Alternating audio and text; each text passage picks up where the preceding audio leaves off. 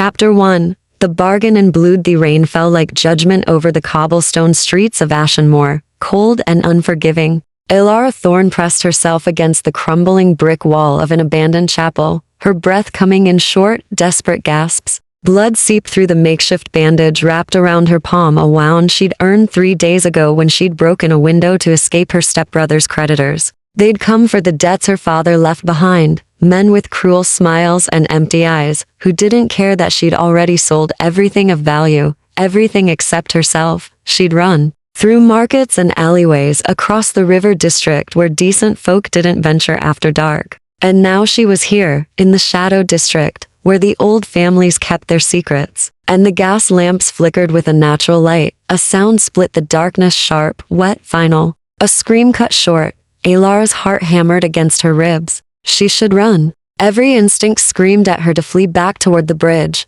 back toward the world she knew. But curiosity, that fatal human flaw, rooted her feet to the ground. She edged toward the corner of the chapel, peering into the narrow courtyard beyond. 3 men surrounded a 4th figure. The men were the crimson badges of House Valkorian vampire hunters, though the irony of their name was lost on no one. The figure they circled moved like smoke, impossibly fast, inhumanly graceful. One hunter lunged. The figure caught his wrist mid-strike and twisted. Bone cracked. The hunter dropped, screaming, "Stand down, Cale Thorne," one of the remaining hunters commanded, his voice tight with fear, trying to masquerade as authority. "House Valkorian has decreed your exile. Resist, and we burn every human in your territory." The figure Cale went utterly still. Elara's breath caught. She knew that name. Everyone in Ashenmoor knew it. Cale Thorne, the Frost King, Lord of House Nocturne. The vampire who'd held the northern territories for 3 centuries, who'd negotiated the blood accords that kept the peace between mortal and immortal,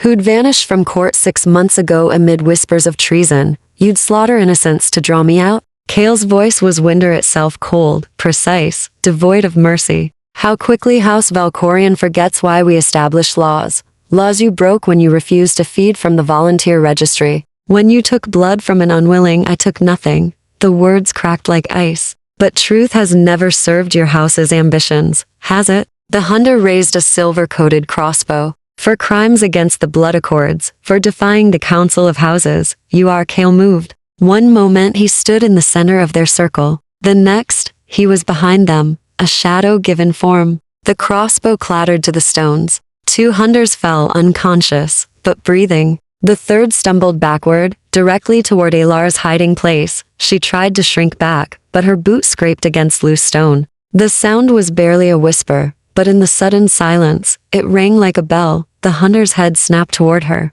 "Witness. House Valkorian claims he never finished." Cale's hand closed around the back of the hunter's neck, and the man crumpled like a puppet with cut strings. Then those eyes, pale silver, almost colorless in the moonlight, fixed on Elara. She should have run then. Should have screamed. Should have done anything but stand frozen as a vampire. Lord crossed the courtyard with the fluid grace of a predator who'd never known fear. He stopped 3 paces away. Close enough that she could see the dark stains on his coat weren't rain. Close enough to see the way his jaw clenched, as if her very presence caused him pain. "You saw nothing," he said quietly. "Go home. Lock your doors. Forget this night." Elara's voice caught in her throat. He was beautiful in the way ancient cathedrals were beautiful, all sharp edges and cold stone, built to endure, not to comfort. His dark hair fell across his forehead, wet from rain. A cut above his eye leaked black blood that looked wrong in the lamplight. "You're hurt," she said, and immediately felt foolish. His expression didn't change. "I've survived worse than Valkorian's lapdogs." "That's not what I meant." She didn't know why she was still talking, why she hadn't taken his advice and fled. Perhaps it was the way he held himself, perfectly controlled despite the wound, despite being outnumbered, despite whatever had driven him to this abandoned place. "You're bleeding. That means they hurt you. Which means you're not invincible." Something flickered in those silver eyes. Surprise, perhaps. Or suspicion. Observant. He tilted his head, studying her with the same intensity she imagined he'd once used to study battle maps and peace treaties. Foolish, but observant. "What's your name?" "Elara." The word slipped out before she could stop it. "Elara Thorne." His expression shifted, barely perceptible, but she caught it. Recognition, calculation, something that might have been bitter amusement. Thorn, he repeated softly. Of course. The universe has a cruel sense of poetry. He took a step closer. She held her ground, though every animal instinct screamed at her to bolt. Tell me, Ilara Thorn, do you believe in fate? I believe in choices, she said, surprised by the steadiness of her own voice. And consequences? Wise answer. He glanced back at the fallen hunters, then at the dark sky. They'll wake soon. When they do, they'll report that a human witnessed my crime. House Valkorion will send more hunters. They'll question everyone in this district. And when they find a young woman matching your description, alone and unprotected, he didn't need to finish. Ilara understood perfectly. She'd be leverage. Or a corpse.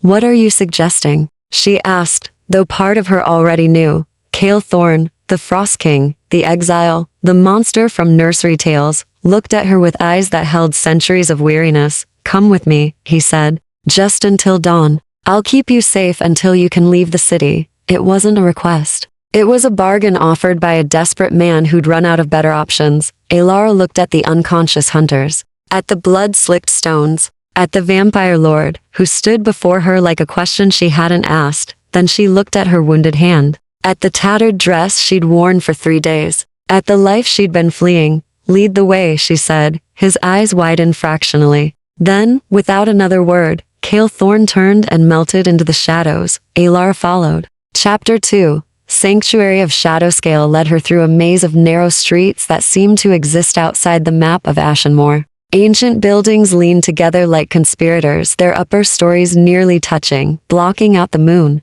The rain had softened to a mist that clung to Ilara's skin like cold breath. She tried to memorize the route left at the fountain with the weeping angel, right past the blacksmith's shop with boarded windows, straight through an alley that smelled of wet stone and something darker. But after the 7th turn, she gave up. He moved differently now that they were alone, less controlled, she realized. His left shoulder dipped slightly with each step, and twice he braced his hand against a wall as if the world had tilted beneath him. How badly are they hunting you? She asked, her voice barely above a whisper. Badly enough. He didn't look back. House Valkorion needs a villain. I'm convenient. Are you? A villain? That made him pause. He turned, and in the dim light of a distant street lamp, his face was a study in contrasts, beautiful and terrible, human and utterly not. I've lived 342 years, Ilara Thorn. I've killed men who deserved it and some who didn't. I've negotiated treaties and broken them. I've fed on humans who offered their blood freely, and I've watched my kind slaughter innocents for sport. His voice was flat, factual. What do you think? She met his gaze and refused to flinch. I think if you were truly a villain, you wouldn't have let those hunters live. Something shifted in his expression, a crack in the ice. There and gone. Perhaps I'm simply a pragmatic one. Dead hunters bring inquisitors. Sleeping ones bring questions. Or perhaps, Ilara said carefully, you're exactly what House Valkorion fears most. A vampire with a conscience. He stared at her for a long moment, silver eyes unreadable. Then he turned away. Dangerous words. Don't repeat them where others might hear. They continued in silence until they reached a building that looked abandoned, narrow, 4 stories tall, wedged between a shuttered tavern and a shop selling prayer candles. Kale produced a key from inside his coat and unlocked a door so old the wood had turned gray. Inside, darkness swallowed them whole. Ilara's hand instinctively reached for the wall, but Kale caught her wrist gently. His skin was cold, not corpse cold, but cool like marble that had never seen sunlight. Wait, he murmured. She heard him move, heard the scrape of metal, and then soft light bloomed. He'd lit an oil lamp that sat on a small table near the door. The flame cast golden shadows across a space that was surprisingly human. A sitting room with worn furniture, bookshelves crammed with volumes in multiple languages, a fireplace stacked with wood that looked recently used. I thought vampires preferred crypts and coffins, she said, before she could stop herself. His mouth quirked, not quite a smile, but close.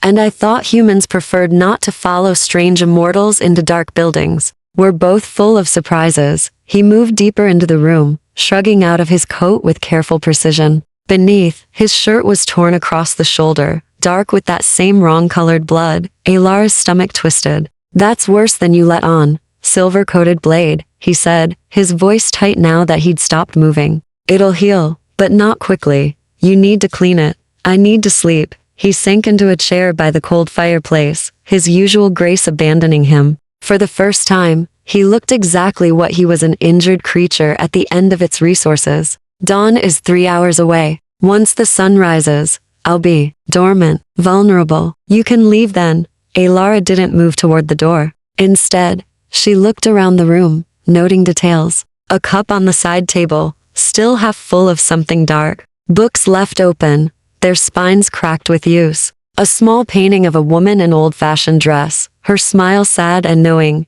This is your real home, she said. Not a hideout. You live here. His eyes tracked her movements. Does it matter? It means you're not what they say you are. A monster wouldn't collect books, wouldn't keep flowers. She gestured to a vase on the windowsill, dried roses, long dead but carefully preserved. Wouldn't look so. So what? Lonely, she finished quietly. The word hung between them like a confession neither had meant to make. Kale was silent for a long moment. Then, House Nocturne was built on the principle that vampires and humans could coexist. That we could honor the old ways: consent, contracts, mutual benefit without degenerating into the blood feuds of previous centuries. His voice was distant, as if he were reciting history rather than living it. For 300 years it worked. We maintained order, protected both mortal and immortal under our law. What changed? Alara found herself sitting in the chair opposite him, drawn in despite her better judgment. I refused to feed from the volunteer registry 6 months ago. The houses called it an insult to the blood accords. I called it recognizing coercion when I saw it. His jaw tightened. The woman they'd selected was terrified, pressured by debts, by threats to her family. She would have consented because she had no choice, and I will not feed from fear. Alar's breath caught. You gave up your position because you wouldn't force someone? I gave up my position because I told the Council of Houses that their registry had become corrupted, that vampire lords were manufacturing debt to ensure a steady supply of volunteers, that we'd become the very thing the Accords were meant to prevent. He leaned his head back, closing his eyes. House Valkorian saw an opportunity. Accused me of breaking our oldest law, taking blood without consent, and the Council was happy to believe it. Exile was the mercy option. But you didn't actually leave. His eyes opened, fixing on her with renewed intensity. I have people who depend on me. Humans under House Nocturne protection. Vampires who still believe in the old principles. I couldn't abandon them just because politics turned poisonous. Alara understood then why he'd looked at her with such bitter recognition when she'd given her name. My father, she said slowly. He borrowed money from someone, didn't he? Someone connected to the registry. Aldrich Thorne contracted a debt with House Valkorian 2 years ago, Kale confirmed. When he died, they transferred the obligation to you. Eventually, they would have offered you a choice: volunteer for the registry, or watch them collect through other means. Her hands clenched in her lap. I was running from them, from the creditors. I know, I've been tracking their collectors. He looked away. I'm sorry. I tried to intervene, but House Nocturne's authority means nothing now. I couldn't protect you through official channels, so you protected me in an alley instead. I protected myself, he corrected. You were simply inconveniently present, but his voice lacked conviction, and they both knew it. Outside, the rain picked up again, drumming against the windows. The oil lamp flickered, casting dancing shadows across the walls. Alara looked at this vampire lord, this exile, this relic of a better age, and saw not a monster, but a man who'd sacrificed everything for a principle no one else seemed to value. 3 hours until dawn, she said. You should rest, and you should run while you have the chance. I know. She settled deeper into the chair. I'll leave at sunrise. His silver eyes studied her face, searching for something he didn't name. Finally, he nodded once. There's a bedroom upstairs. Clean clothes in the wardrobe. Lock the door if it makes you feel safer. Will it? Make me safer? From me? Yes. His voice went soft. From yourself? That's another question entirely. Alara didn't ask what he meant. She was afraid. She already knew. Chapter 3. The weight of dawn. Alara didn't go upstairs. She told herself it was because she needed to tend to her own wound. The cut on her palm had started to throb. A dull reminder of her desperation 3 days ago. But as she sat in the kitchen she'd found beyond the sitting room, wrapping clean linen around her hand by lamplight, she knew the truth. She was listening to the careful, controlled breathing from the other room. listening to the silence that felt too heavy to deliberate, listening for signs that the vampire lord who'd offered her sanctuary might be something other than what he claimed.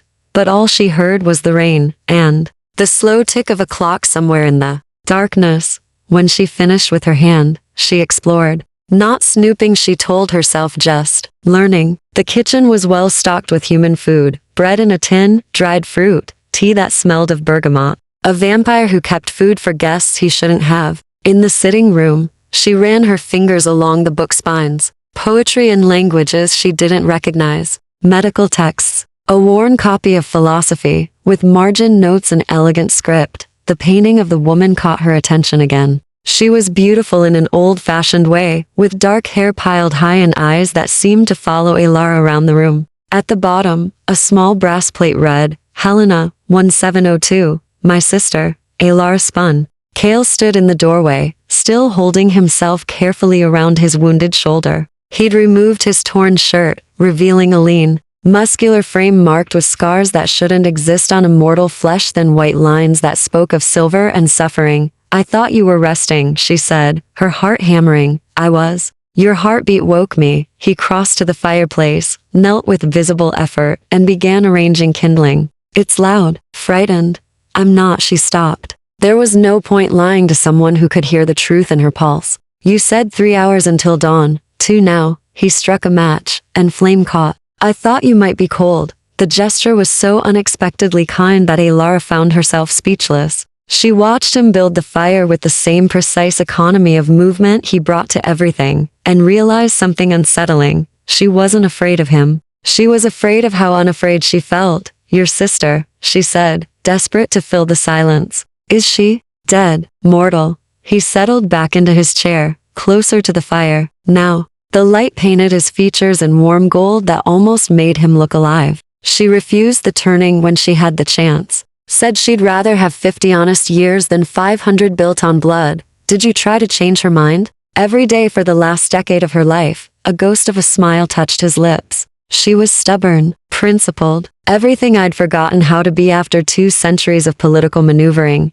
Alara sat in the opposite chair again, drawn by something she couldn't name. She's why you care about consent, about the registry. She's why I remember what it means to be human, he corrected quietly. The longer you live, the easier it becomes to forget, to see mortals as resources rather than people, as brief, flickering things that don't really matter. His eyes met hers. Helena, never let me forget. Even now, the fire crackled between them. Outside, the rain had gentled to a whisper. You don't sleep during the day because you're dramatic, Alara said slowly, piecing it together. You're actually vulnerable, truly unconscious. Yes, and you brought me here, to your real home, knowing that. Knowing I could walk out with everything I've learned about you.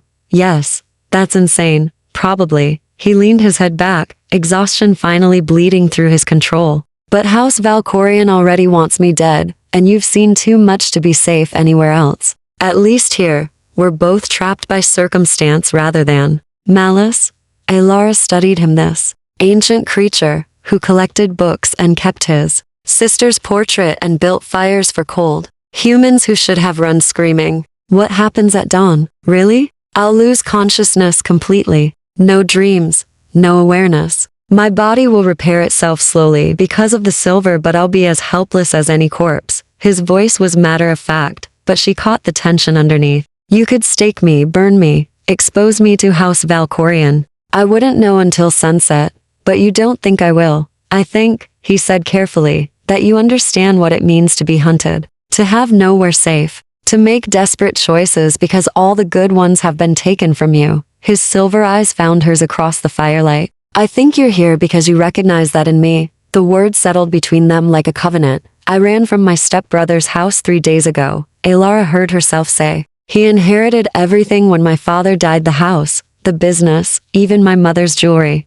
Said he was protecting me by managing the debts, but he was selling pieces of my life to pay for his gambling. Her voice hardened. When the creditors came, he offered me up like I was property, like I had no choice. But you ran. I broke a window and ran. She looked at her bandaged palm. I didn't know where I was going, didn't have a plan. I just knew I'd rather die free than live as someone's bargaining chip. Kale was quiet for a long moment. Then, that's the difference between us and them. Between those who've known powerlessness and those who've only wielded power. We understand the value of choice. Is that why you really refused to feed from that woman? Because you remembered what it felt like to have no choice. His expression shifted, something raw and quickly hidden. I was turned against my will, he said, the words falling like stones. Held down, drained, and filled with blood I didn't ask for. I woke 3 days later as something I'd never wanted to be. And I've spent 3 centuries trying to make that violation mean something.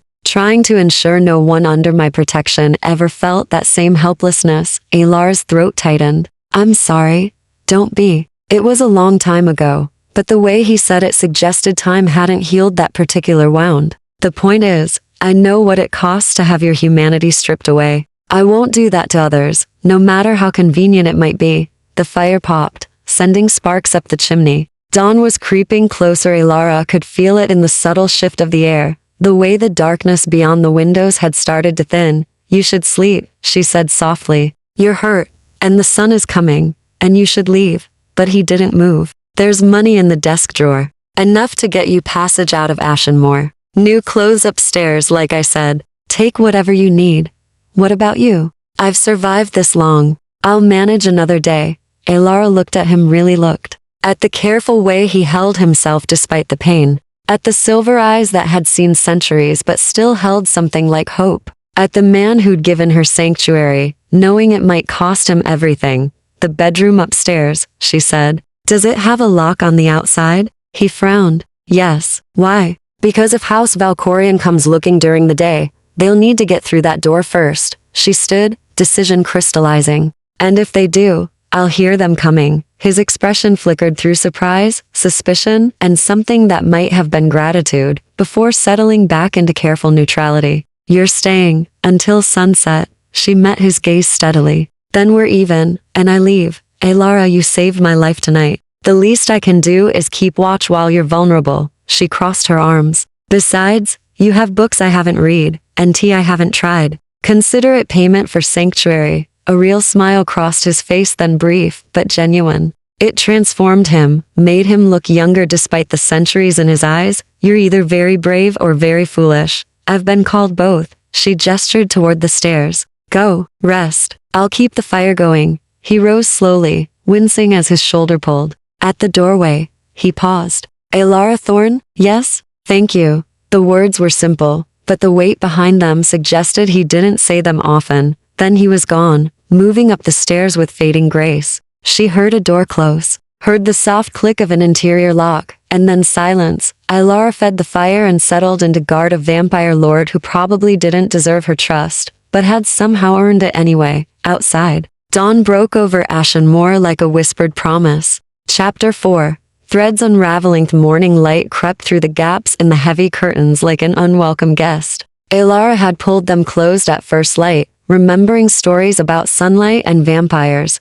though she wasn't sure how much was truth and how much was myth. She'd also locked the bedroom door from the outside as promised, pocketing the key with hands that trembled slightly at the finality of it. Now she sat in Kale's sitting room, a book of poetry open in her lap, and read while her mind churned through the impossibility of her situation. She'd spent the night with a vampire, was currently guarding said vampire while he lay unconscious upstairs, had, in fact, agreed to protect a wanted criminal from his own kind. When had her life become a gothic novel? The knock at the door came at mid-morning, sharp and authoritative. Alara's heart seized. She set the book aside carefully, quietly, and moved to the window. Through a gap in the curtain, she could see 2 figures on the narrow street below. Not the hunters from last night, these were different colors. Deep blue coats marked with silver thread. House Sylvanus, if she remembered the old heraldry correctly. Another knock, harder this time. We know someone's inside. We can hear your heartbeat, mortal.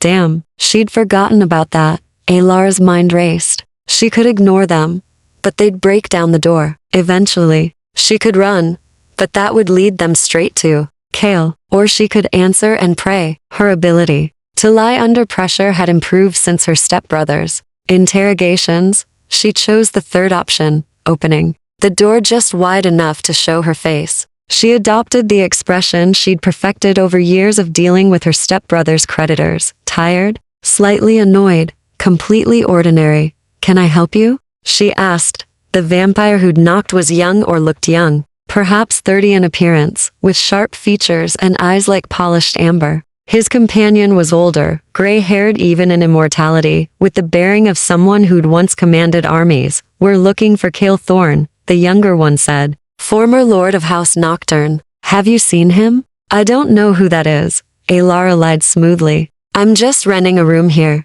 The landlord's been gone for weeks." The amber eyes narrowed. "You're lying." "Your pulse increased." "My pulse increased because 2 vampires are at my door asking about someone I've never heard of. And I'm wondering if I'm about to become breakfast." She let irritation bleed into her voice. "If you're looking for someone, try the tavern down the street. Everyone knows everyone's business there." The older vampire studied her with unsettling intensity. "You've been here all night?" "Since yesterday evening." "Why?" "There was an incident near the old chapel. 3 House Valkorian hunters were found unconscious. A human woman was seen fleeing with their target." Alara forced herself to scoff. "And you think that was me? Do I look like I could take down 3 vampire hunters?" "You look," the older vampire said quietly, "like someone who's recently been running. Your dress is torn. Your boots are caked with mud from the Shadow District. And there's blood on your sleeve that isn't yours. It's too dark to hold." Her stomach dropped, but she held her ground.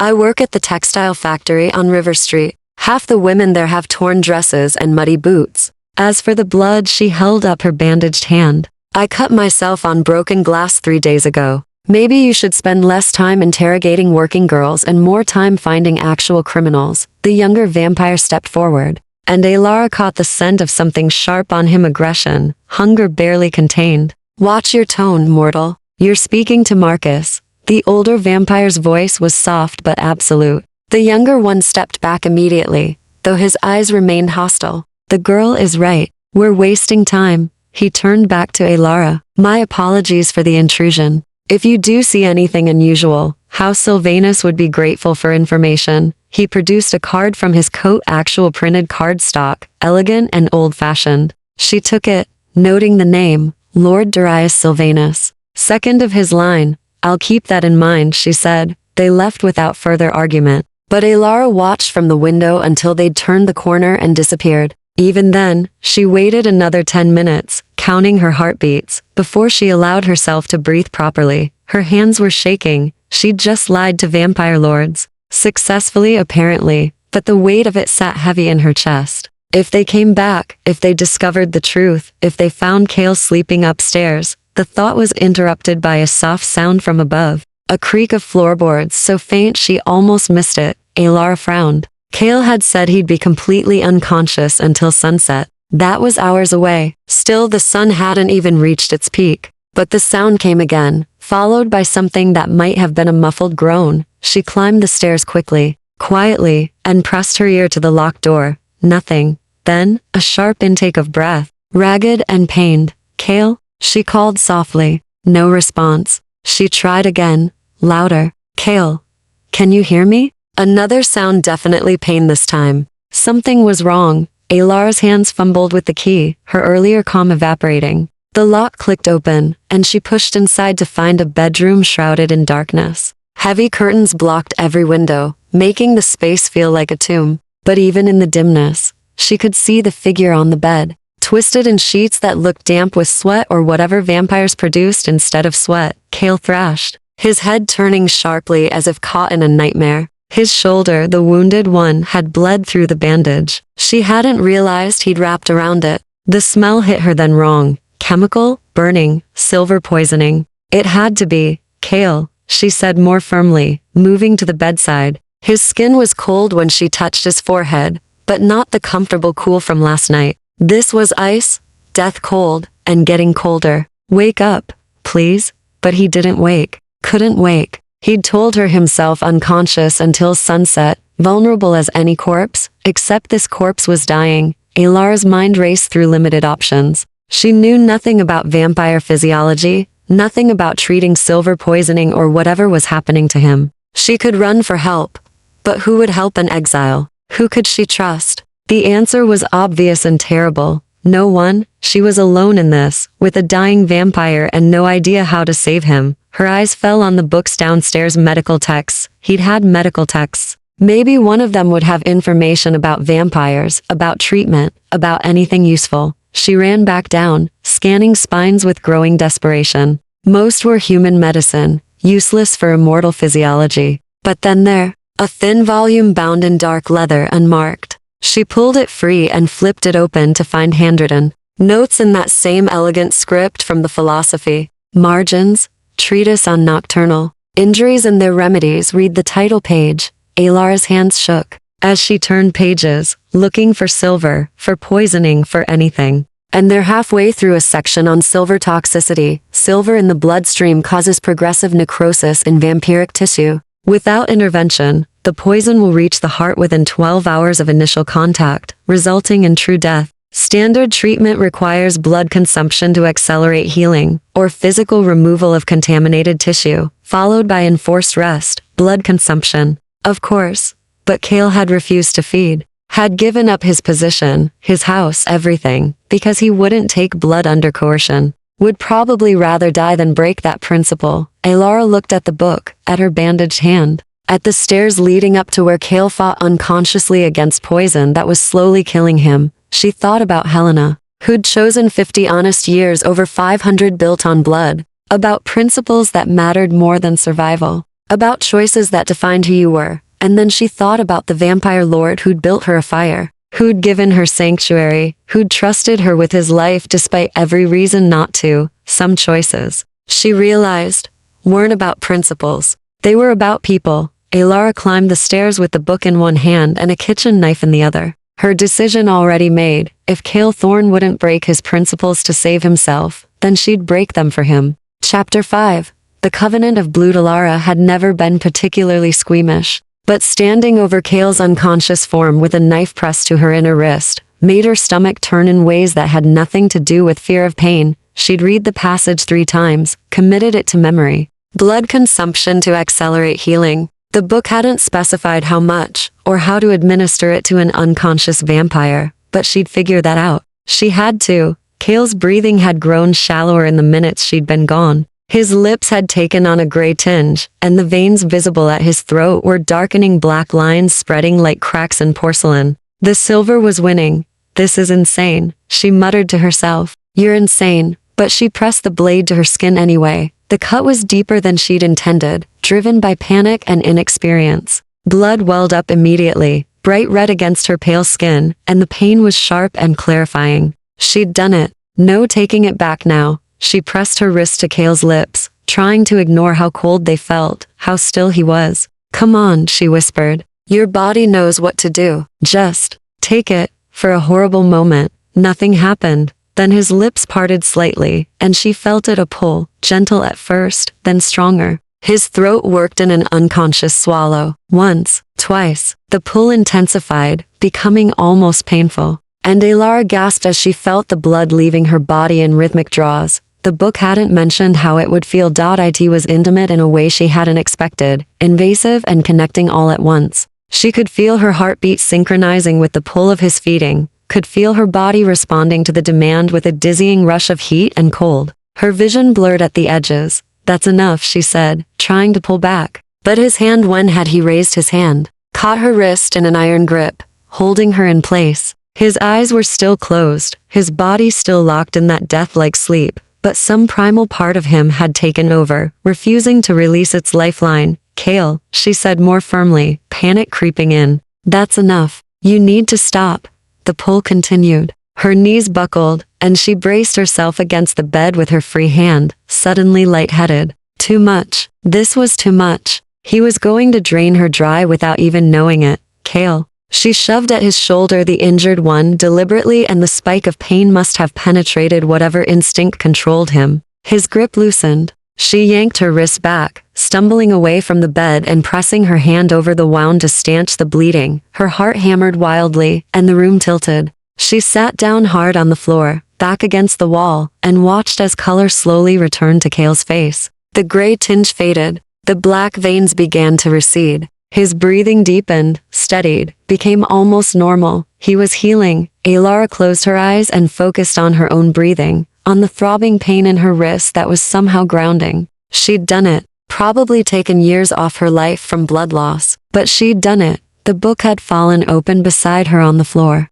She picked it up with shaking hands, flipping to the section she'd read, looking for information she'd missed. And there a footnote in smaller script at the bottom of the page. Note, voluntary blood sharing between vampire and human creates a temporary bond. The vampire will be able to sense the human's emotional state and approximate location for several hours following feeding. In rare cases where the bond is reinforced repeatedly, it may become permanent. Wonderful, Alara muttered. That's just perfect. She should have been more upset. Should have been terrified actually, at the implications of what she'd just done. But exhaustion was pulling at her like a physical weight, and all she could manage was a kind of detached acceptance. She'd made her choice. She'd live with the consequences, or die with them. That seemed increasingly likely, given her current living arrangements. She must have dozed off, because the next thing she knew, the room had changed. The oppressive darkness had lifted slightly sunset, she realized, dusk filtering through the heavy curtains. And Kale was sitting up in bed, staring at her with an expression she couldn't decipher. You're awake, she said unnecessarily, her voice rough. You fed me, not a question. His eyes dropped to her wrist, which she'd wrapped clumsily with a strip torn from her petticoat. While I was unconscious, you were dying. The silver poisoning was spreading, so you cut yourself and forced blood into my mouth. His voice was carefully neutral, but something moved behind his eyes, shock, maybe, or anger. Do you have any idea how dangerous that was? I could have killed you. You almost did. She tried to stand, but her legs weren't quite ready. Kale was beside her instantly, moving with that supernatural speed, his hand supporting her elbow. I'm fine, she lied. You're not fine. You're pale as death and shaking. He guided her to the chair by the window, his touch unexpectedly gentle. How much did I take? I don't know. Enough to make the room spin. He knelt in front of her, and the position reversal was jarring. This ancient, powerful creature looking up at her with something like horror. Alara, what you did saved your life. Broke every rule I've spent 3 centuries upholding. His voice was strained. Consent isn't just about saying yes. It's about understanding the consequences. You didn't know what would happen. You couldn't have consented to something you didn't understand. I understood enough. You were dying, and I had the means to prevent it. She met his gaze steadily, refusing to apologize. You told me yourself you know what it costs to have your humanity stripped away. Well, I know what it costs to stand by and watch someone die when you could have helped. I'm not paying that price. Not for anyone. Even for someone you met 12 hours ago? Especially for someone who spent 12 hours proving he was worth saving. The words hung between them, too honest, too raw. Kale's expression shifted through several emotions before settling on something that looked almost like wonder. You should hate me, he said quietly. For putting you in this position. For being the reason you're in danger. For taking your blood. Do you hate yourself for it? Yes. Then that's punishment enough. She leaned back in the chair, suddenly exhausted again. Besides, according to your book, we have bigger problems. Something about a temporary bond? His eyes closed briefly. You read the treatise, the footnote specifically. The bond will fade in a few hours. It's uncomfortable, but not dangerous. He stood, paced to the window, his movements still slightly stiff, but infinitely better than they'd been. I can feel you right now. Your exhaustion, your pain, a kind of determination underneath it all. Can you read my thoughts? No, just emotions, general impressions. He turned back to her. It's invasive. I'm sorry. You're apologizing a lot for someone who didn't ask for any of this. Neither did you. Fair point. Alara watched him standing by the window, backlit by the dying light, and realized something had shifted between them. They'd crossed a line. Blood had been shared, trust had been given, and there was no going back to the careful distance of strangers. Whatever they were now, it was more complicated than savior and saved, more tangled than vampire and human. How Sylvanus came by this morning, she said, changing the subject before the silence could grow too heavy. Looking for you. I told them I was just renting a room, that the landlord had been gone for weeks. His attention sharpened. They believed you? They seemed to. A Lord Darius and someone named Marcus. Kale's expression darkened. Darius Sylvanus. He's old guard, honorable by vampire standards. If he's hunting me, it means the council officially sanctioned it. He dragged a hand through his hair. House Sylvanus won't give up easily. They'll watch this building, question neighbors, piece together the truth eventually. So we leave. We? Elara met his eyes. You said it yourself, I've seen too much to be safe anywhere else. And now we have a temporary bond, which means they'll be able to track me to find you. Like it or not, we're in this together. Until the bond fades, she agreed. But neither of them moved, and the weight of that decision, temporary alliance or something more, settled over them like the gathering dark. Outside, Ashenmoor's bells told the hour. 7 chimes. Night had fully fallen, and somewhere in the city, vampires were hunting. Chapter 6. The House of Cards. Thea left an hour after full dark, when the streets filled with enough foot traffic to provide cover. Kale had insisted Elara eat first bread and dried fruit from his stores, washed down with water she forced herself to drink despite her churning stomach. He'd watched her with an intensity that made her self-conscious, and she'd realized he was monitoring her through that unwanted bond, checking that she was recovering from the blood loss. Stop that, she'd finally said. Stop what? Feeling my feelings. It's invasive. He'd had the grace to look chagrined. I'm trying. It's not exactly something I can turn off. Now they moved through the Shadow District like ghosts, Kale leading them through routes that seemed designed to confuse anyone trying to follow.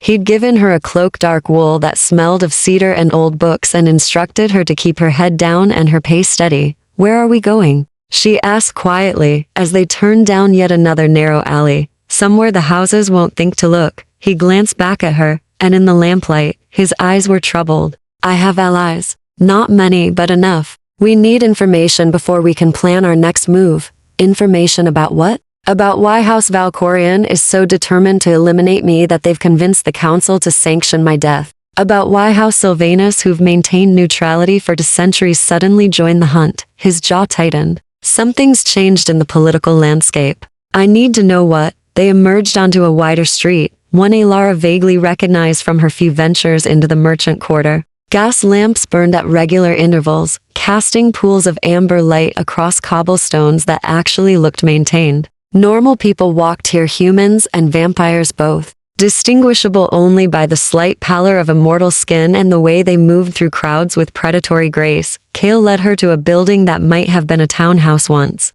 Elegant and narrow, with flower boxes in the windows and a door painted deep green. He knocked 3 slow taps, 2 quick, 1 slow, and waited. The door opened to reveal a woman who looked to be in her 60s, with silver hair braided around her head and eyes that were startlingly young despite her aged face. She took one look at Kale and sighed. I told you not to come here, she said, but stepped back to let them in. Every house in the city is looking for you. I know, Meredith. I wouldn't have come if I had other options. The woman Meredith turned her sharp gaze on Elara. And who's this? Please tell me you didn't drag some innocent girl into your political mess. She dragged herself, Kale said wryly. Elara Thorne, meet Meredith Ashford, former bloodkeeper for House Nocturne, current proprietor of the most well-informed gossip network in Ashenmoor. Bloodkeeper? Elara asked. I managed the volunteer registry back when it actually meant something, Meredith explained, ushering them deeper into the house. Before the houses corrupted it into what it is now.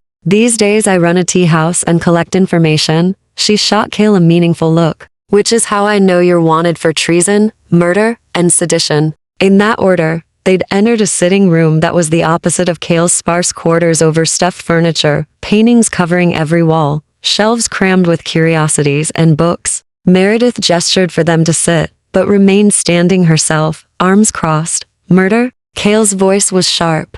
Who am I supposed to have killed? Lord Cassius Valkorion. Found dead in his study 3 nights ago, drained of blood with marks consistent with vampire feeding. Meredith's expression was grim. They're saying you did it in retaliation for your exile. That you broke the first law, vampire shall not feed upon vampire, and that's why the council sanctioned the hunt. Elara watched the color drain from Kale's face, or what little color he'd had. Cassius is dead? Very. His son Lucian is now head of House Valkorion, and his first act was to call for your execution. Meredith finally sat, her movements betraying her age. Kale, please tell me you didn't actually kill him. I didn't even know he was dead. Kale's voice was hollow. I've been avoiding the houses, staying hidden. Why would I risk everything to kill Cassius? We disagreed on policy, but he stopped, seeming to realize something. Lucian. This benefits Lucian, obviously, Meredith said dryly. But proving a vampire lord killed his own father to seize power and frame you for it? That requires evidence we don't have. Alara had been quiet, processing this new information, but now she leaned forward. What about the council? Surely they investigated before sanctioning a hunt? Meredith's laugh was bitter. Child, the council is made up of house lords who've been looking for an excuse to eliminate House Nocturne's principles for decades. Kale's insistence on genuine consent, on treating humans as equals rather than resources, it's been a thorn in their side since before you were born. They don't want evidence. They want him gone. So this is a coup, Alara said slowly. Lucian kills his father, frames Kale, and the council, uses it as justification to destroy everything. House Nocturne built. Smart girl, Meredith, turned to Kale, which brings us to the question of what you're going to do about it. Kale had been silent, his expression distant. The bond between them pulsed with his emotions, rage, grief, calculation all swirling together. Finally, he spoke. I need to get into Valkorion Manor. Lucian wouldn't have killed his father without leaving some trace. If I can find proof. You can't be serious, Meredith interrupted. Valkorion Manor is locked down tighter than the royal treasury. Every vampire in the city knows to watch for you. You'd be caught before you reach the front gate. Then I'll find another way in. Kale. I'm not letting Lucian destroy 3 centuries of work because he wanted power. Kale's voice was steel. House Nocturne stands for something. If I have to die proving it, so be it. Alara felt a chill run through her. That's a terrible plan. Do you have a better one? Actually, she might. An idea had been forming since Meredith mentioned the registry, since she'd realized the scope of what they were facing. It was dangerous and probably stupid, but it had one advantage. No one would expect it. What if we don't try to sneak in? She said. Both vampires turned to look at her. What if I volunteer? Kale's expression darkened immediately. Absolutely not. Hear me out. The registry still exists, right? Lucian would need to maintain it to keep up appearances. If I volunteer, I get access to Valkorion Manor as a legitimate guest. I'm human, they'll underestimate me. I can search while everyone's focused on the feeding ceremony. And what happens when they expect you to actually offer your blood to a vampire? Meredith asked, though her tone suggested she was intrigued rather than dismissive. Then I offer it. It's not like I haven't done it before. Alara ignored Kale's sharp intake of breath. The bond between us fades in a few hours, right? By the time I volunteer, there'll be nothing connecting us. I'll just be another desperate human looking for the protection of a house. They'll investigate you, Kale said tightly. They'll discover you're Aldrich Thorne's daughter, that you ran from creditors connected to Valkorion. They'll know something's wrong, so I don't hide it. I tell them the truth mostly, that my father left me in debt to House Valkorion, that I ran but realized I have nowhere to go, that I'm volunteering to clear the debt and gain protection. She met his eyes. It's believable because it's essentially true. Meredith was nodding slowly. It could work. Lucian would love the symbolism, the daughter of a debtor volunteering to serve the house. He'd parade her around as proof that the registry still functions properly. No, Kale's voice was absolute. I won't let you walk into that house knowing what they've done, knowing what they're capable of. It's not your choice to make, Alara said quietly. I'm not one of your subjects, Kale. I'm not under House Nocturne's protection or authority. I'm just a human who's decided to help.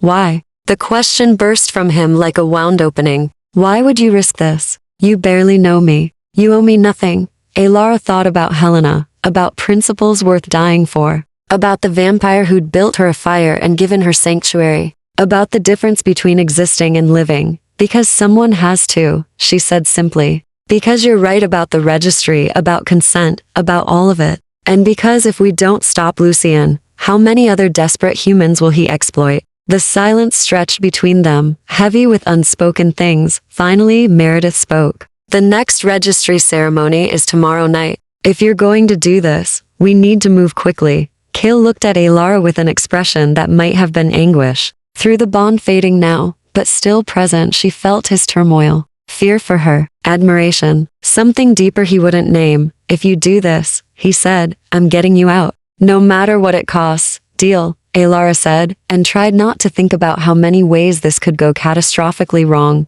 Chapter 7. The Serpent's Den. Meredith worked quickly. By dawn, Alara had a new dress, simple but well made, the kind a respectable working girl might save for months to afford. By mid-morning, she had documentation, a letter of debt transfer showing her father's obligations to House Valkorian, a certificate of residence from a boarding house that no longer existed, character references from employers Meredith had fabricated from whole cloth. "You're good at this," Alara said, watching the older woman seal the final document with wax. "I've been managing vampire politics for 40 years, dear. Forgery is the least of my skills." Meredith handed her the papers. "Remember, you're nervous but determined, desperate, but not broken. They'll test you, push you, try to find cracks in your story. Stay consistent." Alara nodded, though her stomach churned with anxiety. That had nothing to do with the lingering effects of blood loss. Cale had barely spoken since they'd made the plan.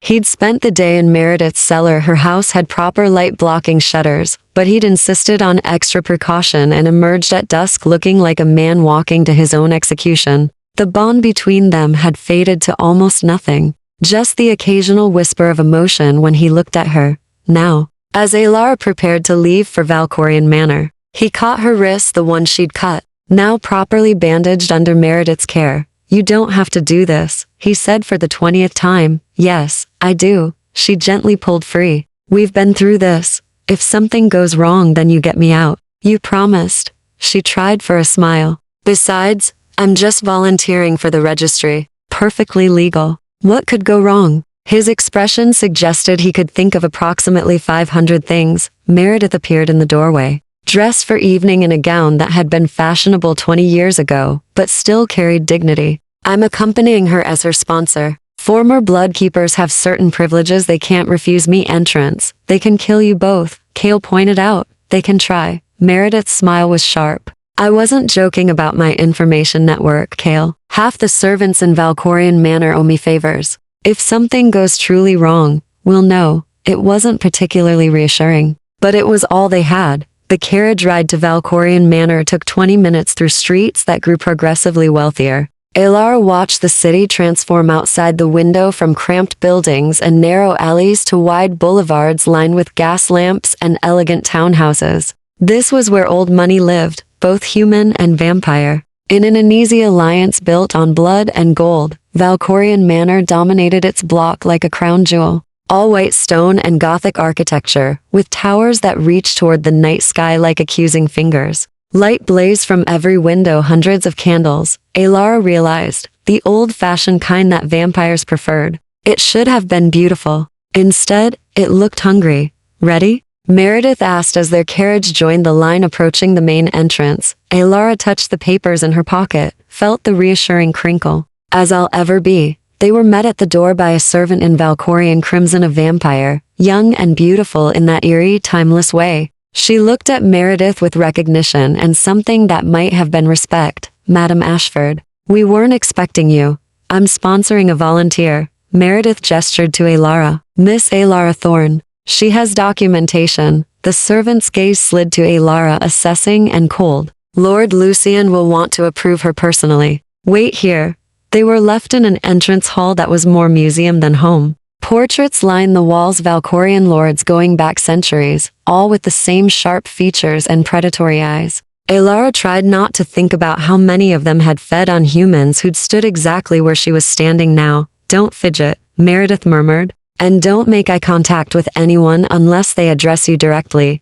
Comforting. "I'm not here to comfort you, dear. I'm here to keep you alive." Footsteps echoed on marble. A man descended the grand staircase, young in appearance, perhaps 25, with dark hair and eyes the color of garnets. He moved with the casual confidence of someone who'd never known fear, never questioned his own authority. Behind him, 3 other vampires followed like a court attending its king. Lord Lucian Valkorian, Alara realized. The man who'd murdered his father and framed Cale for it. Meredith Ashford. His voice was smooth, cultured. "What an unexpected pleasure. I thought you'd retired from house politics." "I retired from managing registries," Meredith corrected. "But I still maintain certain interests, including ensuring the system functions properly." "And you doubt my management?" There was steel under the politeness. I doubt nothing. I'm simply sponsoring Miss Thorne, who wishes to volunteer to clear her father's debts. Lucian's attention shifted to Alara, and she felt the weight of it like a physical thing.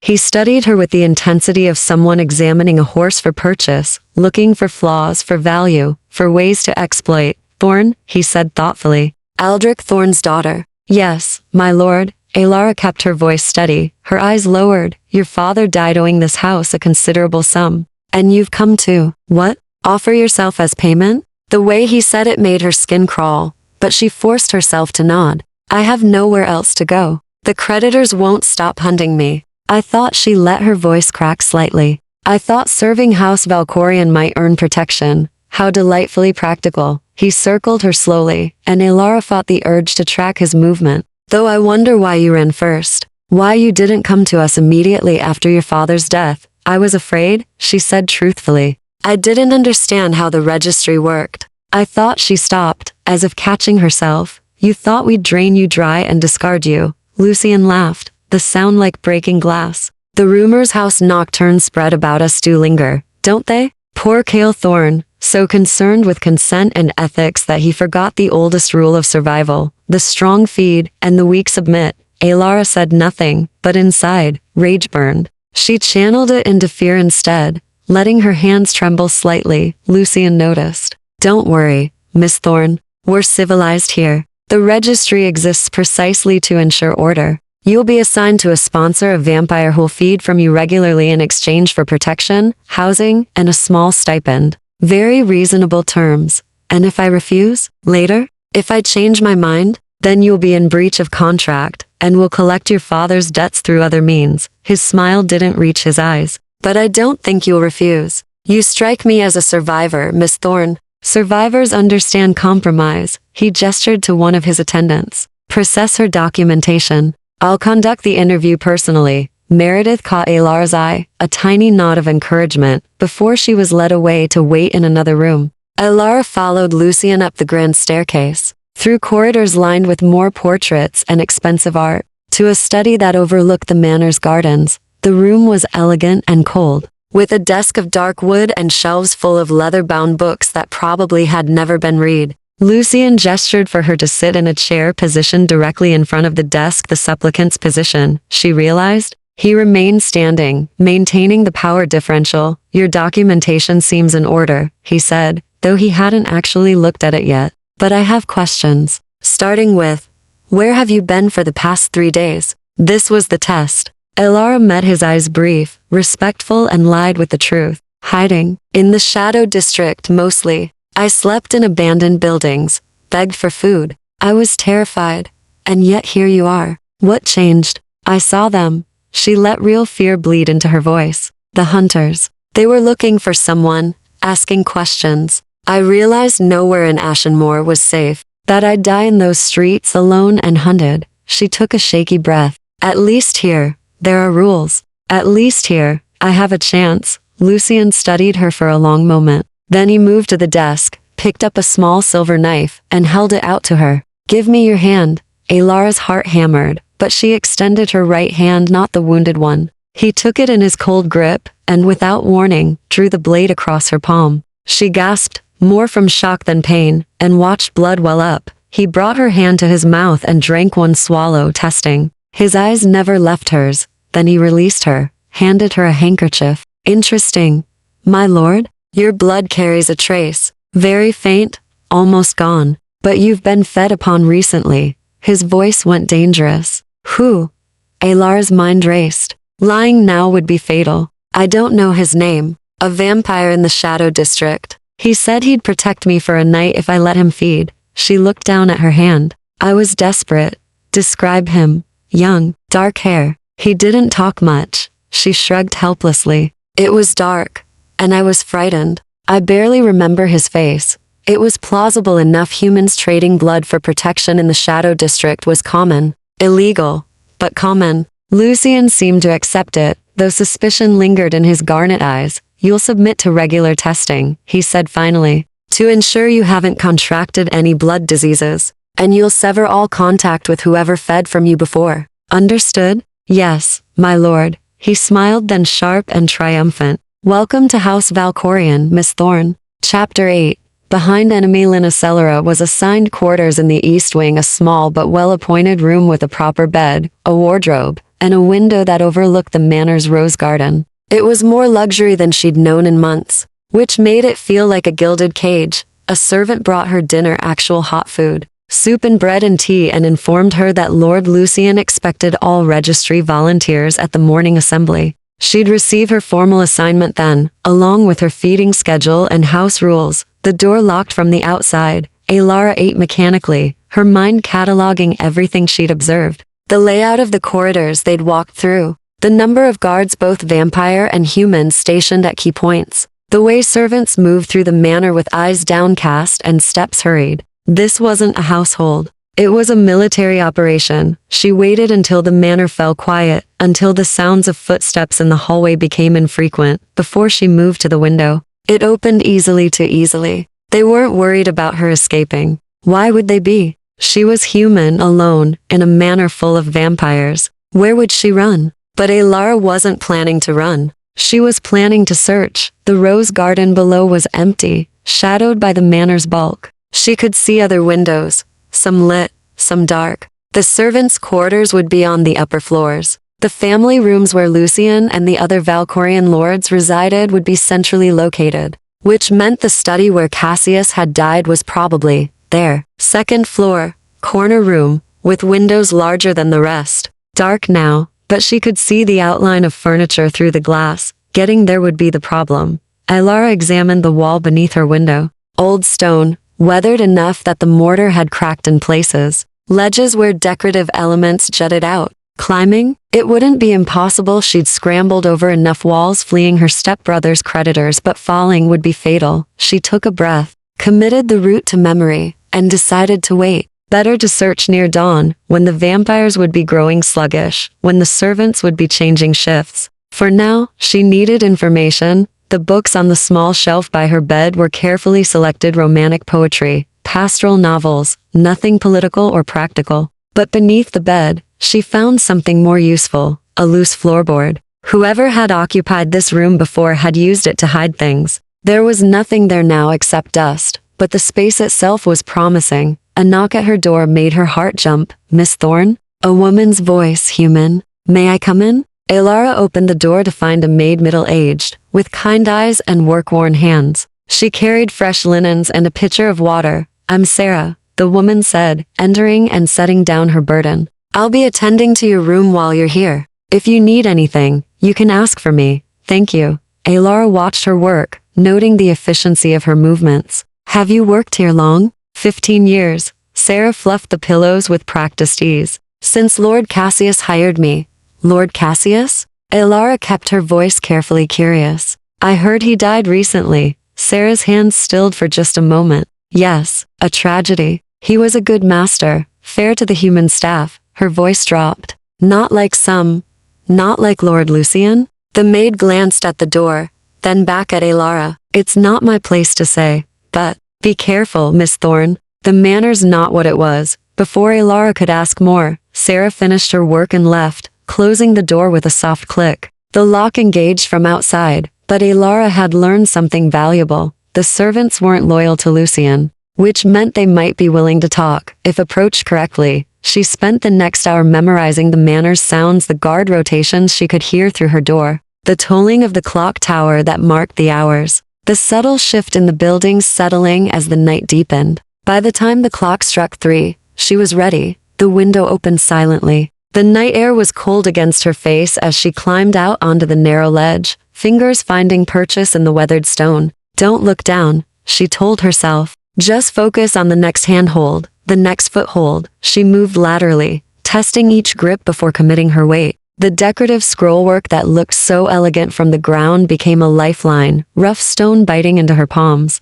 15 feet, 20. The corner room's window was tantalizingly close. Her foot slipped. For one terrifying moment, she hung by her fingers alone, stone scraping her knuckles raw. Then she found the foothold again, pressed herself flat against the wall, and forced herself to breathe. "Keep moving. Stop and you'll freeze. Stop, and you'll fall." She reached the corner room's window and nearly sobbed with relief. It was unlocked arrogance or oversight. She didn't care. She slid it open and tumbled inside, landing in an ungraceful heap on plush carpet. Lord Cassius's study was exactly as opulent as she'd expected. Dark wood panels, oil paintings of hunts and battles, a desk the size of her entire room at the boarding house. But there was something wrong about it, a sterile quality, as if someone had scrubbed it clean of personality. Alara moved to the desk first. The drawers were locked, but she'd learned to pick simple locks years ago, another skill acquired fleeing creditors. Inside,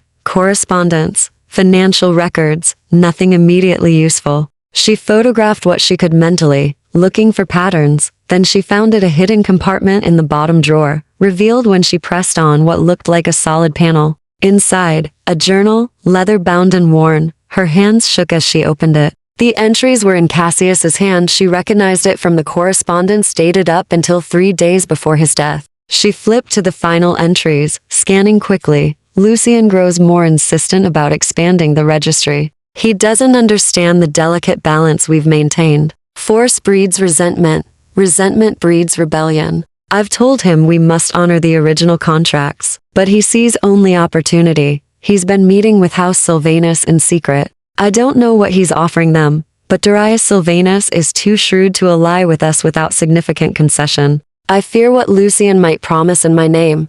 I confronted him tonight about the debt manipulations. He denied everything, of course, but I've seen the records. He's manufacturing obligations, then pressuring humans into the registry. Everything. Cale Thorne accused us of everything I swore we'd never become. I must make this right. The next page was torn out. The entry after that was brief. Lucian knows I've discovered his scheme. He suggested I might want to retire, that the house would benefit from younger leadership. There was a threat in his eyes I've never seen before. I think my son means to. The entry ended there. No more pages. Alar's blood ran cold. Cassius had known, had been gathering evidence against his own son, and Lucian had killed him for it. Find anything interesting? She spun. Lucian stood in the doorway, his expression unreadable in the darkness. Behind him, 2 guards blocked any hope of escape. Alara's mind raced. I couldn't sleep. I heard there was a library. I thought you'd climb along the outside of my manor in the middle of the night to find it. Lucian stepped inside, and the door closed behind him. Miss Thorne, I'm disappointed. I expected better lies from someone who fooled my interview. He moved to the desk, picked up the journal she'd left open. His eyes scanned the page, and something flickered across his face. Rage, quickly masked. My father's diary. How resourceful of you to find it. He set it down carefully. Tell me who sent you? Was it House Nocturne? One of the other houses looking to destabilize Valkorion? No one sent me, Alara said, backing toward the window. You just happened to volunteer for our registry, charm your way past my questions, and immediately begin searching my father's private study. His voice was silk over steel. You're either the world's worst spy or you're protecting someone. Which is it? The window was behind her now. She could jump, probably die, but that might be better than what Lucian had planned. Or she could fight, though against a vampire lord, that was suicide by another name. Or she could do what she did best, survive. You're right, she said, straightening. Someone did send me, but not who you think. Lucian's eyes narrowed. Explain. Your father. Indirectly. She gestured to the journal. He was documenting your crimes. The debt manipulations, the forced registry volunteers. He was going to expose you, wasn't he? That's why you killed him. Careful, Miss Thorne. Accusations against a lord of House Valkorion carry consequences. So does murder. Alara forced confidence. She didn't feel. I'm not here as anyone's spy. I'm here because I'm one of the humans you trapped with manufactured debt. Because I'm tired of running. And because I thought if I could find proof of what you'd done, I could finally be free. It was close enough to truth to be believable. Lucian studied her with those garnet eyes, calculating. You have courage, he said finally. Foolish courage, but courage nonetheless. It's almost a shame to waste it. He moved so fast she didn't see it coming. His hand closed around her throat, lifting her off her feet. She clawed at his wrist, but it was like trying to move iron. Here's what's going to happen, Lucian said conversationally. You're going to tell me everything you know, who you've spoken to, what you've discovered, and if you cooperate, I might let you live as a properly controlled registry volunteer. Chapter 9. Blood and ashes. Scale moved like violence given form. Lucian dropped Alara instantly, turning to face the intruder. But Kale was already there inside his guard, one hand catching Lucian's wrist and twisting. Bone cracked. Lucian hissed and struck back with his free hand, catching Kale across the jaw hard enough to send him staggering. Alara hit the floor, gasping, her throat on fire. She scrambled backward as the two vampires collided again, moving too fast for her eyes to track properly. They were matched in speed, if not in age. Lucian younger, perhaps more reckless, but Kale fought with the precision of centuries. The exile returns, Lucian snarled, circling. Blood-black vampire blood dripped from a cut above his eye, breaking into a rival house, assaulting its lord. The council will have your head for this. The council will have answers first. Kale's voice was winter itself, starting with why you murdered your father and framed me for it. Prove it. Lucian smiled, all teeth. My father was found drained by a vampire. You're a vampire. You had motive, opportunity, and a documented grudge against House Valkorion. What court would believe otherwise? The one that reads his journal. Alara's voice was raw, but she forced herself to stand, to move toward the desk. Her fingers closed around the leather-bound book. He documented everything. The debt manipulation, your secret meetings. He knew what you were planning. Lucian's expression went cold. Give me that. No, she held it against her chest, backing toward Kale. This is evidence. Proof you've corrupted the registry, that you've broken every principle. House Nocturne built. Lucian moved, not toward her, but toward the door, yanking it open. Guards, intruders in the manor, kill them both. The hallway beyond erupted with sound running feet, shouted orders, the distinctive scrape of weapons being drawn. Alara's heart sank. They were trapped in a room with one exit, surrounded by vampires loyal to a lord who wanted them dead. Kale grabbed her hand. Can you climb? What? He dragged her to the shattered window. The wall. Can you climb it? Ah, yes. But then go. Now. He turned back to face the doorway as guards poured in 4 vampires, armed with silver-edged blades that gleamed wickedly in the lamplight. I'll hold them. You can't fight them all. Go. Alara went. She tucked the journal into her bodice, climbed onto the window ledge, and began the terrifying journey back the way she'd come. Behind her, she heard the clash of combat steel on steel, inhuman snarls, the wet sound of blades finding flesh. Don't think about it. Don't think about Kale bleeding out while you run. Just climb. Her hands found familiar holds, stone that had supported her weight before. She moved faster now, desperation lending her speed she shouldn't have possessed. 20 feet, 30. Her own window was ahead, still open. Salvation within reach. A hand closed around her ankle. She looked down into the face of a guard who'd followed her out the window, climbing with the supernatural grace of his kind. He grinned up at her, fangs visible. Nowhere to run, little rabbit. Alara did the only thing she could think of. She let go with one hand and kicked him in the face. His grip loosened. He fell, tumbling 15 feet to the garden below with a bone-breaking crunch. She didn't wait to see if he got up. She scrambled the last few feet and tumbled through her window, landing in a heap on the floor. Her door burst open. Sarah stood there, eyes wide with terror. Miss Thorne, the whole manor's been roused. You need to hide. I need to get out. Alara staggered to her feet. Is there a servant's passage? A back way? Sarah hesitated for only a heartbeat. Then she nodded. Follow me. Quickly. They ran through corridors that Alara didn't recognize, Sarah navigating with the certainty of 15 years' employment. Behind them, the sounds of fighting continued, crashes, screams, the unmistakable roar of fire. What was Kale doing up there? The stables, Sarah panted, as they descended a narrow staircase. There's a gate in the wall that leads to the service road. I have the key. A vampire stepped into their path. Young female, with eyes that glowed amber in the dim light. Where do you think you're going? Sarah threw something, a lamp, oil splashing, and the vampire shrieked as fire caught on her dress. They ran past her, Sarah pulling Alara with surprising strength. Bursting out into the cold night air of the stable yard, horses screamed and kicked at their stalls. Panicked by the fire smell, by the violence in the manor, Sarah fumbled with a key at a small wooden door set into the garden wall. Come on. Come on. The door opened. Beyond it, darkness and freedom. Thank you. Alara breathed. Sarah, thank you. Don't thank me yet.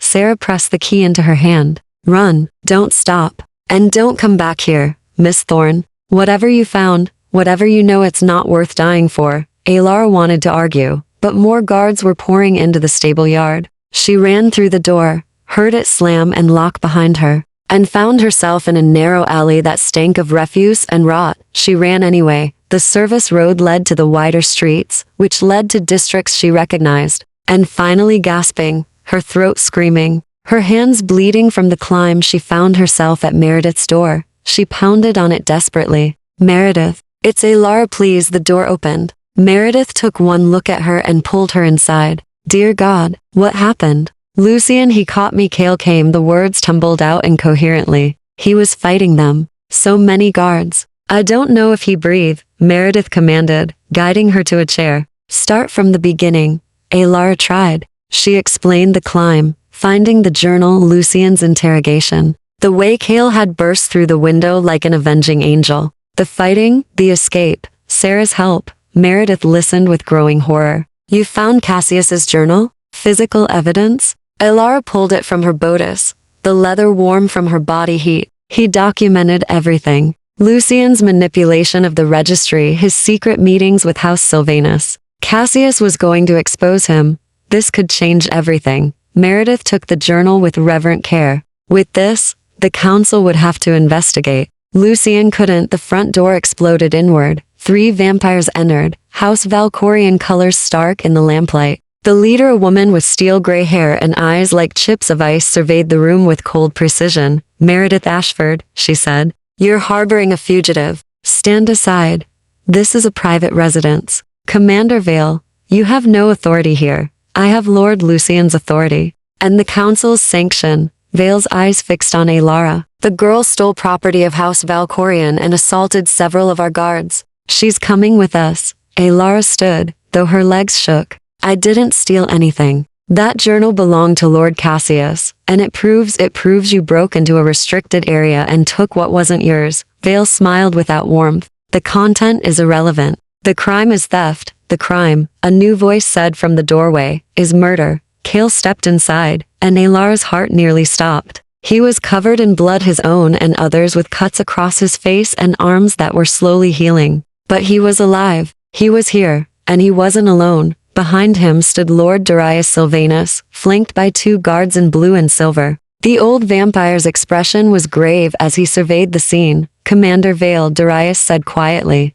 stand down. This matter has escalated beyond House Valkorian's internal affairs. Vale's jaw tightened. My lord, with respect, House Sylvanus has no jurisdiction. House Sylvanus has every jurisdiction when fraud and murder are involved. Darius moved into the room with measured dignity. I've just come from Valkorian Manor, where I found evidence substantial. Evidence that Lord Lucian has been manipulating the volunteer registry and conducting unauthorized meetings with my house, using forged documents bearing my seal.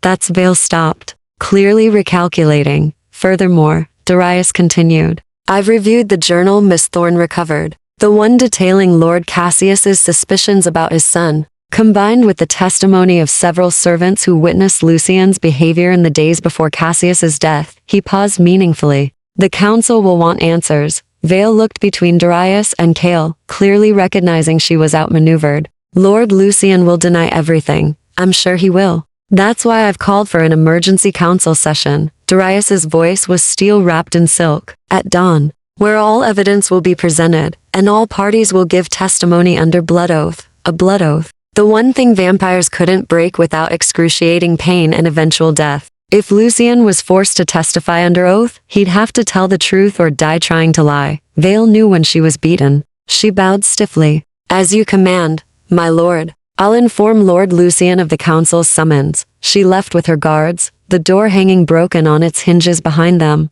The moment they were gone, Alara's legs gave out. Cale was there instantly, catching her before she hit the floor, his arms solid and real and safe. You're alive, she whispered against his chest. You're actually alive. So are you. His voice was rough with emotion she felt rather than heard. When I saw Lucian's hand around your throat, how did you know I was in trouble? The bond. His arms tightened around her. It should have faded completely, but I could still feel your fear, your pain. I knew something was wrong. Meredith cleared her throat delicately. Perhaps we should focus on the fact that we now have a council session at dawn, where the future of every house will be decided. Chapter 10.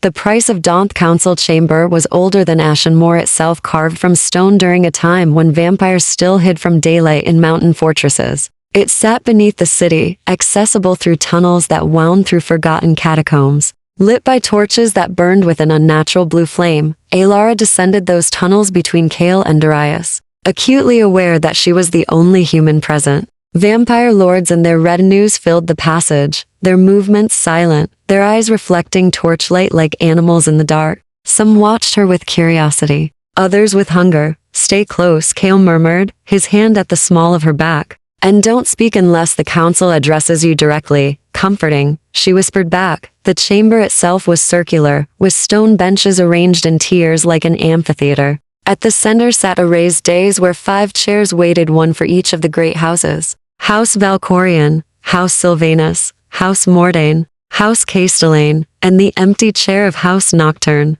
Vacant since Kale's exile, Lucian was already present, standing with Commander Vale and a small army of supporters. He'd changed clothes, no trace of the earlier fighting visible, his expression one of wounded dignity. When he saw Alara, something cold and vicious flashed in his eyes. "The exile brings his pet human to council," Lucian called out. "How unconventional." "The exile," Darius said sharply, "brings a witness to your crimes." "Mind your tongue, Lucian." The council members began to arrive. Lady Mordain, ancient and beautiful, with white hair that fell to her waist. Lord Castellane, broad-shouldered and scarred, carrying himself like the warrior he'd once been. And others, lesser lords and advisors, filling the benches until the chamber hummed with contained power. A gong sounded deep, resonant, final. "This emergency session is called to order," Lady Mordain announced, her voice carrying despite its softness. "We gather to address accusations of murder, fraud, and corruption of the blood accords. Lord Lucian Valkorion, you stand accused by Lord Darius Sylvanus and the exile Kilthorn. How do you answer?" Lucian stepped forward, every inch the wrong nobleman. "I answer that these accusations are politically motivated attacks from a house that lost its legitimacy and another that seeks to expand its influence. My father was murdered by Kilthorn in retaliation for his justified exile. Everything else is distraction." "Then you won't object to testimony under blood oath?" Lord Castellane's voice was gravel and iron. A flicker of something fear, perhaps, crossed Lucian's face. "I object to the presence of a human in sacred council chambers. She has no standing here, no right to speak against her betters." "She has the right, granted by evidence," Darius said. He produced the journal, holding it high. "Lord Cassius's own words documenting your schemes. Miss Thorne recovered this at great personal risk. A human broke into House Valkorion property and stole private documents," Lucian countered. "That's theft, not heroism. Anything she claims to have found is inadmissible, even when corroborated by witnesses." Meredith's voice rang out. She'd entered with a group of human servants, Alara realized. Sarah among them, looking terrified, but determined. These men and women worked in Valkorion Manor. "They have testimony about Lord Cassius's final days." The chamber erupted in murmurs. Lucian's composure cracked slightly. "Servants gossip. They're unreliable, easily influenced enough." Lady Mordain's single word silenced the room. "We will hear all testimony, beginning with the journal." Lord Darius, present it." Darius opened the leather-bound book and began to read. Cassius's words filled the chamber, measured, careful, damning. The debt manipulations, the forced volunteers, the secret meetings with Sylvanus that Lucian had conducted without authorization. "These meetings never happened," Lucian insisted. "Or if they did, my father sanctioned them." "This journal could be forged." "It's not forged," Kale said quietly. "I recognize Cassius's hand, his seal, his particular turn of phrase." He stepped forward, and every vampire in the chamber tensed. "I knew him for 3 centuries. We disagreed on many things, but he was honorable. He wouldn't have written lies. How convenient that you vouch for evidence that exonerates you of his murder," Lucian sneered. "I don't need exoneration. I need justice." Kale's voice was controlled. Fury. "Your father discovered your corruption and confronted you. So you killed him, drained him in a way that would implicate another vampire, and used his death to destroy the one house that stood against your exploitation of humans. Prove it." "I will." Cale turned to Lady Mordain. I request Lucian testify under blood oath. The chamber went silent. A blood oath was absolute, compelled by ancient magic that ran deeper than vampire politics. Refusing one was an admission of guilt, but accepting meant Lucian would have to tell the truth, no matter how damning. Lucian's jaw clenched. I have nothing to hide. I accept. Lady Mordain produced a silver blade, ancient, ceremonial, inscribed with words in a language Alara didn't recognize. Lord Lucian Valkorian, do you swear by blood and house that you will speak only truth? I swear. Lucian cut his palm, let black blood drip onto the stone floor. The chamber's torches flared blue-white, and Alara felt something shift in the air, power, old and unforgiving. Did you kill your father? Lady Mordain asked. No, the word came easily, no hesitation. Alara's heart sank. He was going to lie through it, but then Lucian gasped, his hand flying to his chest. The oath's magic, Alara realized. It was testing him, searching for deception. Sweat beaded on his forehead. Did you kill your father? Lady Mordain repeated. Lucian's voice cracked. I arranged it, but I didn't strike the blow myself. Shock rippled through the chamber. Even his own supporters looked stunned. Who did? Lord Castellane demanded. Commander Vale. The words seemed torn from Lucian's throat. I ordered her to make it look like a vampire feeding. To leave evidence pointing to Cale Thorne. Vale stood frozen, her face ashen. She didn't deny it. And the registry corruption? Lady Mordain pressed. The debt manipulation? All true. Lucian was shaking now, fighting the compulsion even as it dragged truth from him. We needed volunteers. The old consent system was inefficient, so we manufactured debt, pressured humans into service. It was practical, it was slavery, Cale said, his voice cutting. Everything House Nocturne fought to prevent.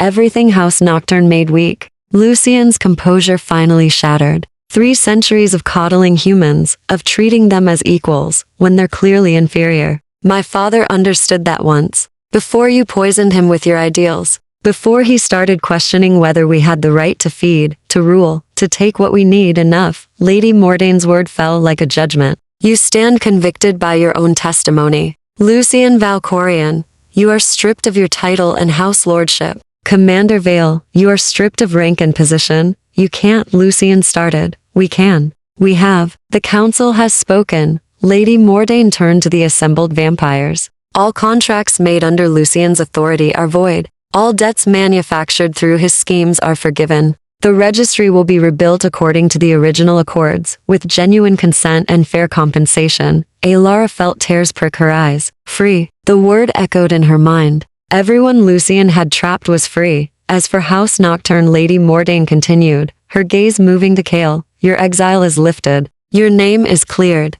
You are restored to your position as Lord. No, Cale said, every eye turned to him. No? Lady Mordain repeated. I don't want my position back. Cale's voice was steady. House Nocturne was built on a principle, that vampires and humans can coexist with mutual respect. But clearly, that principle needs more than one house to enforce it. It needs structural change. He looked at Alara then, and she saw in his eyes what he was about to do. I propose we dissolve the traditional house system. Create a new council, one where humans have representation. Where consent isn't just a principle we claim to uphold, but a law we're held accountable for breaking. His words rang through the chamber. I propose we build something better than what we've had. The silence was deafening. Then Lord Castellane laughed, rough and genuine. You always were idealistic, Thorne. But perhaps that's what we need. Gods know, the old ways haven't served us well. I support the proposal, Darius said, with conditions to be negotiated.